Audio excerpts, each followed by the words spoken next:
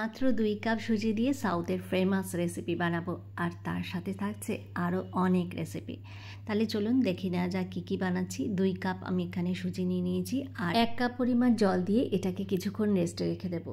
কিছুক্ষণ বাদে mixer jar নিয়ে এটাকে আমি একটা ফাইন মিহি পেস্ট করে নেব। আর কিন্তু এর মধ্যে কোনো এক্সট্রা জল অ্যাড করব না।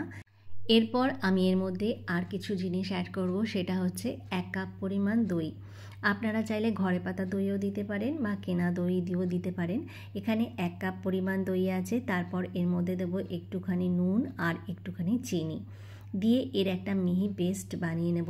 এরপর আমি 6টা-7টা আলু নিয়ে নিয়েছি। আলুগুলোকে একটু খোসা সমেত সেদ্ধ করে নিয়েছি। তারপর খোসা ছাড়িয়ে এগুলো একটু ফাইনলি চপ করে নেব, আর এগুলো পরে একটু হাত দিয়ে ম্যাশ করে নেব। এরপর আরও 2টো টমেটো নিয়েছি, টমেটোটাকে একটুখানি কেটে নেব। আর 2টো পেঁয়াজ আর টমেটোটা একটুখানি চপ করে নিয়েছি একটু মোটা মোটা করে। এরপর একটা মিক্সচার জারের মধ্যে আমি 2টো লঙ্কা, আদা, 1-2টো পেঁয়াজ এগুলো সব একটুখানি ফাইনলি চপ করে নেব। একদম মিহি পেস্ট না, একটু দানা দানা থাকবে, সেই অবস্থায় এটাকে চপ করে নিতে হবে। দেখুন ঠিক এইভাবে। এরপর আমি 6-7 চামচ পরিমাণ সর্ষের তেল দিয়ে এখানে আমি একটু ফোড়ন দিয়ে দিচ্ছি। 2টো শুকনো লঙ্কা, 1/2 চামচ পরিমাণ সর্ষে, আর দিয়ে দেবো কারি পাতা। ফোড়নটাকে একটু ভেজে নেওয়ার পরে আমি যেই চপ করে রেখেছিলাম মশলাটা, পেঁয়াজ, লঙ্কা, আদা সবগুলোকে এর মধ্যে দিয়ে একটুখানি ফ্রাই করে নেব। খুব একটা বেশি ফ্রাই করব না, ফ্রাইটা কিন্তু একদমই সামান্য করব। সামান্য একটু নুন দিয়ে দিচ্ছি। তারপরে সেই 2টো টমেটো দিয়ে দিলাম। টমেটোটাকে একটু নাড়াচাড়া করে নেওয়ার পরে আমি যে আলুটা সেদ্ধ করে রেখেছিলাম সেই আলুটাকে এবার একটু অ্যাড করব। এর মাঝে একটু নুন দিয়ে দিয়েছিলাম। আলুটাকে দিয়ে ভালো করে একটুখানি মিক্স করে নেব। এই অবস্থায় ফ্লেমটাকে কিন্তু একটু হাই করে দিতে হবে, আর এটাকে ভালো করে মিক্স করে নিতে হবে। এরপর আমি এর মধ্যে স্বাদ অনুযায়ী একটু নুন দিয়ে দেব, আর দিয়ে দেব হলুদ। এই সবজিতে কিন্তু বেশ খানিকটা পরিমাণ চিনি লাগে, কারণ একটু মিষ্টি মিষ্টি হবে। তারপরে সবগুলোকে আবারও একটু মিক্স করে নিচ্ছি। কিছুক্ষণ সময় ধরে এটাকে মিক্স করে নেওয়ার পরে দেখবে একটু ভালো মতো একটু মজে আসছে। তারপরে আমি একটু খুন্তি দিয়ে একটু স্প্যাচুলার সাহায্যে ভালো করে এটাকে আবারও একটু মিক্স করে নিচ্ছি। আর একটু শুকনো খোলায় ভেজে রাখা একটি জিরের গুঁড়ো লাস্টে ছড়িয়ে দিলাম।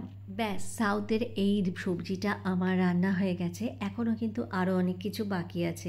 এবার চাটনিটা বানিয়ে নেওয়া যাক। এর মধ্যে আমি নারকেল দিয়ে দিয়েছি প্রায় হাফটা। তারপরে এটাকে ছোট ছোট টুকরো করে নিয়েছি। বেশ খানিকটা পরিমাণ কারি পাতা দিয়ে দেবো। এরপর দিয়ে দিচ্ছি ছোলার ডাল। বেশি লঙ্কা দেবো না, 3টে লঙ্কা দেবো। 3-4 কোয়া রসুনের টুকরো দিয়ে দেবো, আর সামান্য একটুখানি আদা। আর দেবো হচ্ছে এখানে পরিমাণ মতো নুন, আর হচ্ছে 2 চামচ পরিমাণ চিনি। চিনিটা দিয়ে আমি একটুখানি সামান্য জল দিয়ে এটাকে একটা ফাইন পেস্ট বানিয়ে নেব। সব কিছু তো বানানো হয়ে গেল, চাটনি বানানো হয়ে গেল, তরকারি কিন্তু ইডলিটাই বানানো হয়নি। এখন আমরা ইডলিটা বানিয়ে নেব। যেই পেস্টটা বানিয়েছিলাম তার মধ্যে আমি এখানে ইনো, প্রায় 1টা ইনো এর মধ্যে দিয়ে দিচ্ছি। ইনোটা দেওয়ার পরে দেখো কি সুন্দর একটা ফোমিং ফর্ম তৈরি হয়ে গেছে। আমার কাছে কোনো কন্টেনার নেই বলে আমি এখানে 3টে বাটি নিয়ে নিয়েছি। এই বাটিগুলোর মধ্যে এবার এগুলোকে দিয়ে দেবো।